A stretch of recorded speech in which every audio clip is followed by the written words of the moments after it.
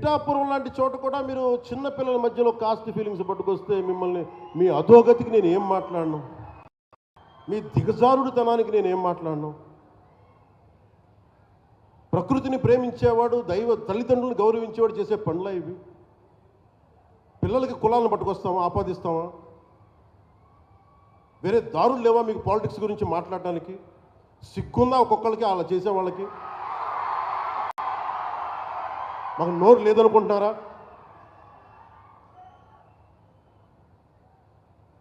కూర్చొని మీరు కాంట్రాక్ట్లు వేస్తే కాంట్రాక్ట్లు వేసిన వాళ్ళందరినీ మేము బెదిరించేస్తాం, జైల్లో పెడతామంటే ఏమనుకుంటున్నారా మీరంతా?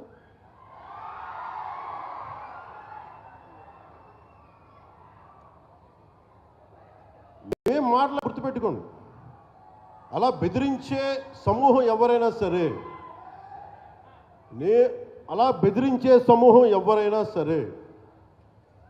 మిగతా వారి గురించి నాకు తెలియదు. పవన్ కళ్యాణ్కి అధికారం ఉన్నా అధికారం లేకపోయినా పవన్ కళ్యాణ్ ఎప్పుడు పవన్ కళ్యాణ్ లాగే ఉంటాడు. భయపడ్డాడు. చాలా ఇంట్లోంచి బయటకు వచ్చేటప్పుడు తిరిగి వెళ్తాం లేదు అని డిసైడ్ అయ్యే వస్తాం. అందువల్ల మీ ఆకు రౌడీలు కానీ అలాగే చెప్తున్నారు. ఏదైనా మాట్లాడితే అధికారులు కూడా భయపడుతున్నారు. ఎందుకు భయపడుతున్నారంటే చెవుల్లో చెప్తారు, అదే సార్ వాళ్ళ వెనక చాలామంది రౌడీలు ఉంటారండి, కిరాయి హంతకులు ఉంటారంటే, మీకు కరెక్ట్గా యోగి ఆదిత్యనాథ్ లాంటి ట్రీట్మెంట్ కనుక ఒక్కొక్కడికి ఇస్తే, ఒక్కొక్కడికి రౌడీజం అంటే కాలు కీలు తీసి మడత పెట్టి కింద కూర్చోపెడితే అప్పుడు కరెక్ట్గా చెప్తా, కరుడు గట్టిపోయే జీవితకాలం ఒకే మనం వాళ్ళకి ఏకీభవించవచ్చు, ఏకీభవించకపోవచ్చు. నక్సలైట్స్ తోటి, వామపక్ష తీవ్రవాదులతో మనం ఏకీభవించవచ్చు, ఏకీభవించకపోవచ్చు. అలాంటి బలమైన ఆర్గనైజేషన్నే కకావికలం అయిపోయిన పరిస్థితుల్లో ఉంటే ప్రభుత్వం తలుచుకుంటే, అలాంటిది ఇన్ని లక్షల మంది పోలీసు ఉండి, ఇన్ని వందల మంది ఐపీఎస్లు ఉండి, 1000-2000 ఉన్న డిఎస్పీలు ఉండి, అలాంటి కిరాయి గ్యాంగుల్ని మెయింటైన్ చేసే వ్యక్తుల మీద 2 రోజులు 48 గంటలు మీ చుట్టుపక్కల ఎవరున్నారు, వాడి పేరేంటి అన్ని కనుక్కొని ఒక పొలిటికల్ నిర్ణయం తీసుకుంటే ఇక మళ్ళీ ఎప్పుడు ఇలాంటి మాటలు రారు. మీరు అక్కడ దాకా తీసుకెళ్ళకండి. మీరు ఇదే చెప్తున్నాను ఇంకొకసారి. సామాజిక మాధ్యమాల్లో కానీ విదేశాల్లో కూర్చొని వాగే వాళ్ళతో సహా ఇక్కడ కూర్చొని భవిష్యత్తులో మేము వస్తాం, వచ్చి మేమేం చేస్తామంటే, వచ్చినప్పుడే మీరేం పీకలేదు, ఏం మాట్లాడతారు? ఇప్పుడు వచ్చినప్పుడే మీరు ఏం పీకలా అంటే ఏమనుకుంటారు? మీరు కూర్చోబెట్టి మీరు బెదిరింపులు చేస్తే భయపడతాం అనుకుంటున్నారా? దానికి మేము ఒక్కడు చిన్నప్పటి నుంచి కూర్చొని అమరజీవిని గుండెల్లో పెట్టుకున్నాడంటే వాడికి ఎంత పిచ్చి ఉంటుంది? ఏ మ్యాడ్నెస్ ఉంటే ఇలా వస్తాం మేము? ఏ అండదండ లేకుండా పార్టీ పెట్టి ఇక్కడ దాకా వచ్చామంటే ఎంత కమిట్మెంట్ ఉండాలి నీకు, సమాజం మీద, దేశం మీద, రాష్ట్రం మీద, ప్రజల మీద. పద్ధతి.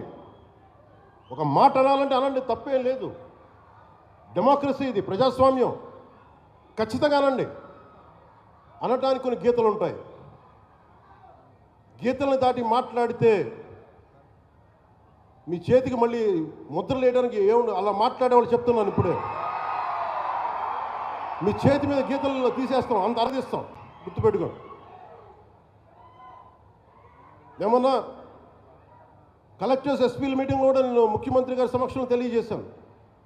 ఈ రాష్ట్రంలో రౌడీజం, బెదిరింపులు, మన ఉత్తరాంధ్రలో కూర్చోబెట్టి కొంతమంది బెదిరించి ఒకటే చెప్పాను, రౌడీజం చేసే వాళ్ళని బెదిరించి వాళ్ళని పంపించి కదా మనం వచ్చింది. మనం అలాంటివి చేస్తే మనకి వాళ్ళకి ఏంటి తేడా? ఇది నేను చెప్పాను. నేను, జనసేన, మేము ప్రభుత్వంలో భాగం. అవసరమైతే చాలా ఖచ్చితంగా ప్రతి విషయాన్ని, అంశాన్ని తెలియజేస్తాం. Very constructive. మేము పార్ట్ ఆఫ్ దిస్ అలయన్స్.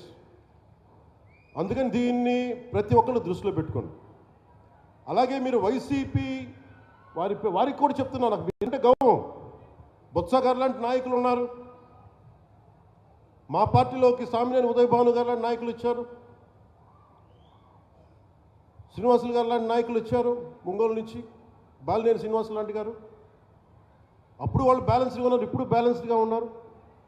కానీ మీరు కూర్చొని పాత పద్ధతిలోనే మళ్ళీ మేము ఇష్టారాజ్యాన్ని అంటే